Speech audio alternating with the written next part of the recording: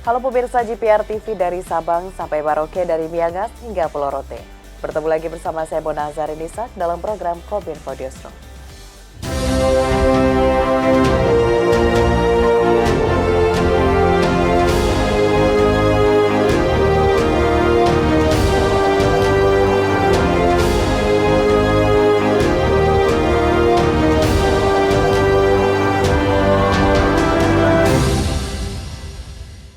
Pemirsa, kita ke informasi pertama. Presiden Joko Widodo meresmikan PLTS Terapung Cirata di Purwakarta, Jawa Barat. PLTS terbesar di Asia Tenggara dengan kapasitas 192 MW peak ini mampu mengaliri listrik hingga ke 50.000 rumah warga di wilayah Jawa, Madura, hingga Bali.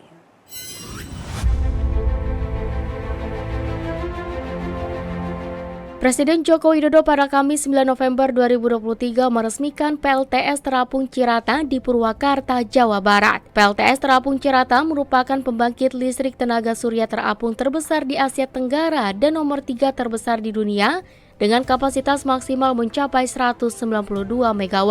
PLTS Cirata adalah salah satu realisasi proyek energi terbarukan yang penting di Indonesia, terutama untuk mendukung konsep menuju sumber energi bersih dan berkelanjutan dalam upaya mengatasi perubahan iklim dan masalah lingkungan. Presiden Jokowi berharap nantinya semua potensi energi baru terbarukan di Indonesia dapat dimanfaatkan. Pembangunan PLTS Terapung Cirata merupakan kerjasama Kementerian SDM, BUMN, dan PLN serta kolaborasi dari Madar Uni Emirat Arab. Arus listrik PLTS ini ditransmisi ke gardu induk PLN sebesar 150.000 volt dan mengaliri ke wilayah Jawa, Madura hingga Bali dan diasumsikan dapat mengaliri listrik ke 50.000 rumah warga. Saya ingin nantinya seluruh potensi energi baru terbarukan yang ada di Indonesia bisa kita manfaatkan, dan saya yakin pasti bisa karena sekarang teknologinya sudah ada. Misalnya di pembangkit surya ini juga ada pembangkit angin, dalam prosesnya ada tantangan cuaca memang, tapi bisa kita atasi dengan membangun smart grid, sehingga meskipun cuaca berubah-ubah, listriknya tetap stabil. Tantangan lokasi potensi energi baru terbarukan yang jauh dari pusat kebutuhan listrik juga bisa kita atasi. Kita bisa bangun solusinya dengan transmission line dan yang nantinya setiap potensi EBT di Sumatera, di Kalimantan, dan Sulawesi bisa kita salurkan ke pusat-pusat ekonomi. Sementara itu pemirsa, pembangunan PLTS Terapung Cirata merupakan salah satu proyek strategis nasional Indonesia dalam energi baru terbarukan. Saat ini Indonesia memiliki banyak potensi energi baru terbarukan. Kementerian SDM menargetkan realisasi energi baru terbarukan atau EBT dalam bauran energi nasional mencapai 23% di tahun 2025.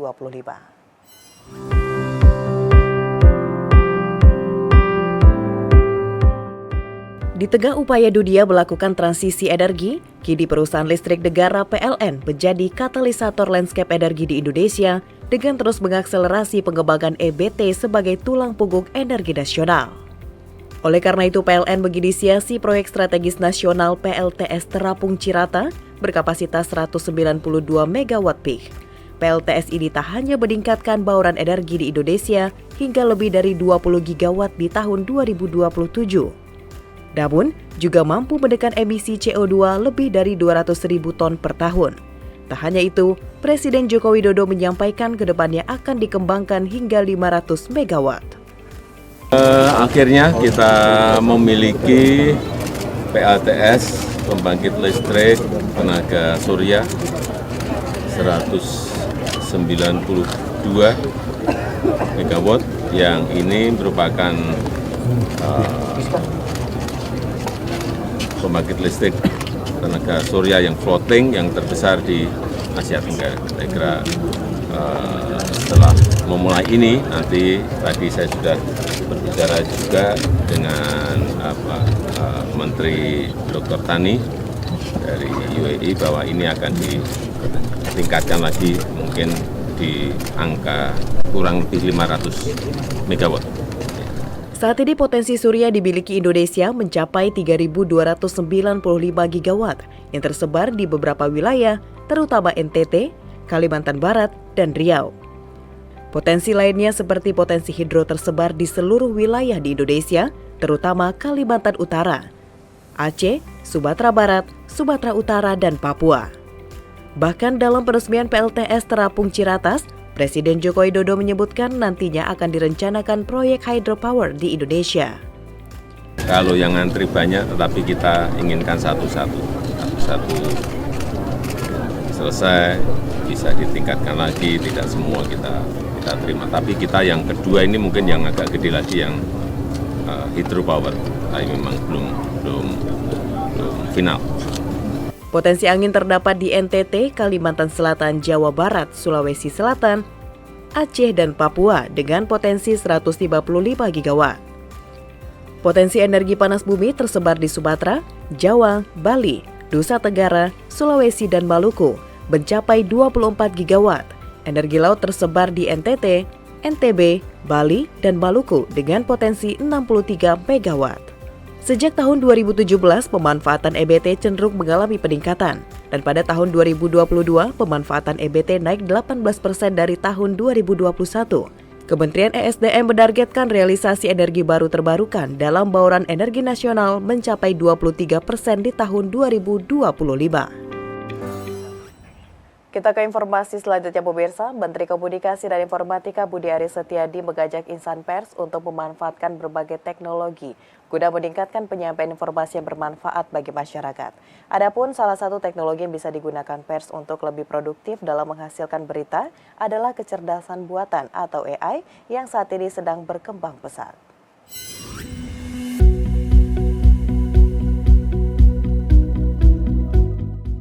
Menteri Komunikasi dan Informatika Budi Aris Setiadi mengajak insan pers untuk memanfaatkan beragam teknologi dalam optimalisasi penyampaian fakta dan informasi bermanfaat bagi masyarakat. Salah satu teknologi yang dapat digunakan pers untuk semakin produktif menghasilkan berita ialah kecerdasan buatan atau AI yang tengah marak pengembangannya di masyarakat. Salah satu kegiatan yang dapat dilakukan untuk pengumpulan berita dengan memanfaatkan AI untuk mentranskrip rekaman wawancara dengan narasumber. Meski demikian, Menkominfo berharap insan pers di era digital dapat tetap menjaga integritas sebagai mata dan telinga masyarakat dengan menjaga kualitas dan objektivitas dalam membuat berita. Termasuk di periode saat ini yang akan memasuki masa pemilu 2024, peran media arus utama yang hadir dengan berita berkualitas akan membantu masyarakat agar tidak terpengaruh oleh hoaks.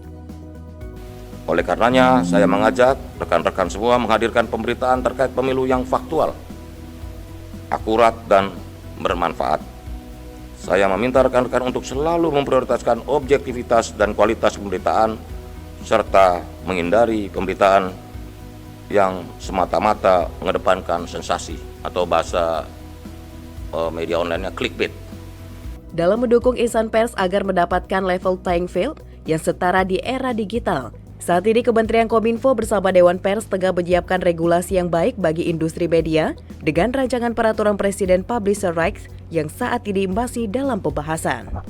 Menkominfo mengharapkan aturan tersebut dapat rampung dalam waktu yang tidak lama lagi sehingga keberlangsungan jurnalisme yang berkualitas dapat terjaga. Wamenkominfo Nezar Patria menekankan 3 pendekatan penting peran jurnalis dalam melakukan peliputan terkait isu lingkungan untuk meningkatkan kesadaran masyarakat dalam menjaga kelestarian alam. Pendekatan ini diungkapkan Nezar saat meresmikan Green Press Community di Gedung Pusat Perfilman Usmar Ismail, Jakarta.